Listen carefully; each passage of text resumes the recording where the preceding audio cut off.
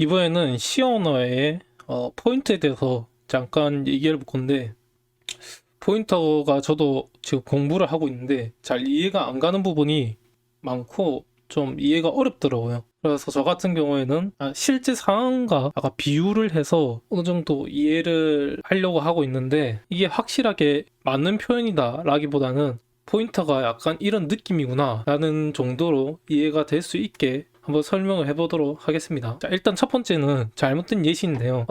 뭐가 잘못됐냐? 여기에 수압이라는 함수가 있는데 여기에는 x 값을 y 값으로, y 값을 x 값으로 이렇게 교환시키는 그런 함수인데, 실제로 이걸 실행해보면 좀 결과가 다릅니다. 일단 하나하나 코드 보면서 얘기하죠. 일단은 인트형으로 num1에는 25 그리고 num2에는 20이라는 값을 저장을 했습니다. 그리고 printf를 이용해서 이제 num1의 값과 num2의 값을 출력을 하겠죠. 그러면 num1의 값은 25가 나오고 num2의 값은 20이 나올 겁니다. 지금은 함수 호출하기 전이라 당연히 맞는 말이죠. 그래서 함수 호출을 이제 하게 됩니다. 그래서 num1, num2를 넣고 이 코드 보시게 되면 이 템프 이걸 이용해서 x를 템프로, 그리고 값을 x로, 그리고 템프 값을 y로 해가지고 이게 x 값과 y 값이 바뀌게 됩니다. 그래서 변수 num1의 값은 20이 되고 그리고 num2의 값은 25가 돼야 되죠. 하지만 실행을 해보면 조금 결과가 다릅니다. 그쵸? num1은 25 이건 맞고, 근데 함수를 분명 실행한 후에도 값은 똑같아요. 이게 무슨 문제냐? 포인터를 사용하지 않았기 때문인데요. 이렇게만 보면은 좀 이해가 안 가시고 무슨 말인지 모르실 겁니다. 저도 이해가 안 갔고요. 그래서 제 나름대로 예시를 들어서 한번 똑같이 코드를 짜봤습니다. 자, 이게 짠 거고요.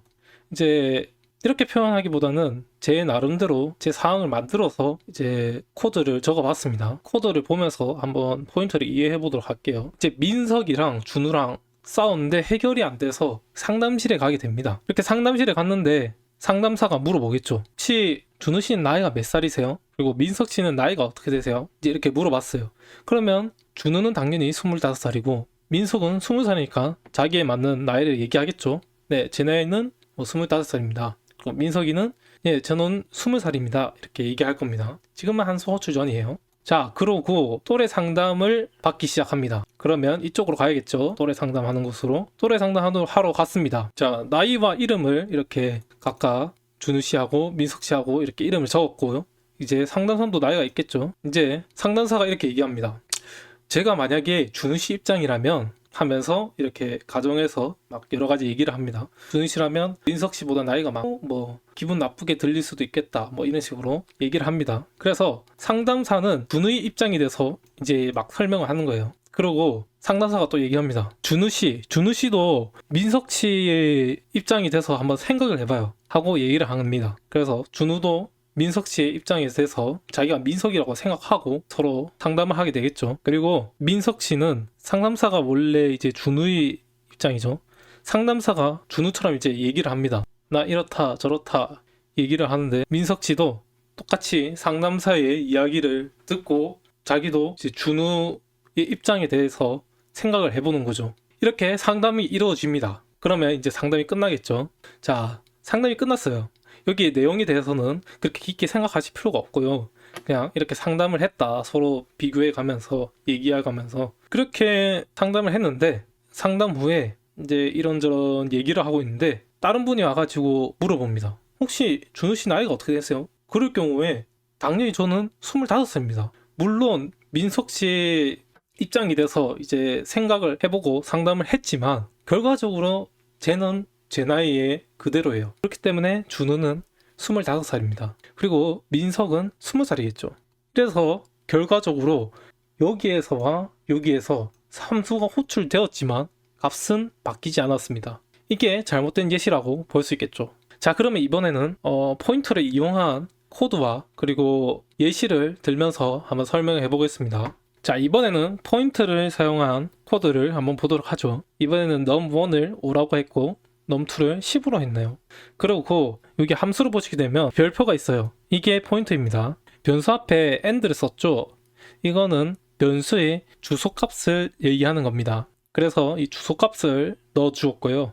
그리고 서로 값을 교환하는 함수를 실행하고 그 다음에 변수 num1과 num2의 값을 출력을 해서 비교를 해보는 겁니다. 자, 이번에 한번 실행을 해볼게요. 자, 실행을 하게 되면은 num1 값은 5, num2의 값은 10 맞죠?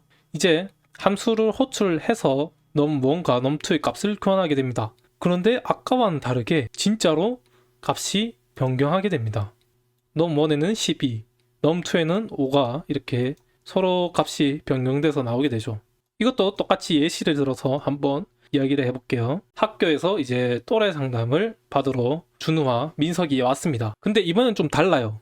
그냥 간단하게 민석 씨와 준우 씨의 입장이 돼서 서로 상담을 받는 게 아니라 상담사가 마법을 쓸 줄 알아요. 이게 좀 터무니없지만 그냥 그렇다 가정해 봅시다. 이제 상담사가 마법을 써요. 그래서 민석 씨와 준우 씨의 진짜 유전자를 바꾸게 됩니다. 완전 너의 이름이죠. 자, 그래서 준우의 나이는 25살, 민석은 20살. 그래서 이렇게 출력을 하면 똑같이 나올 겁니다. 아까랑. 그리고 또래 상담을 받으러 가서 이번에는 유전자와 유전자를 서로 교환하게 됩니다. 바꾸게 돼요. 상담사가 진짜 준우로 바뀌게 되고요. 그리고 진짜 준우는 진짜 민석이 됩니다. 자, 머릿속으로 생각을 하세요. 그리고 진짜 민석은 그 상담사가 아까 준우가 됐었잖아요. 그 준우가 민석으로 들어가게 됩니다.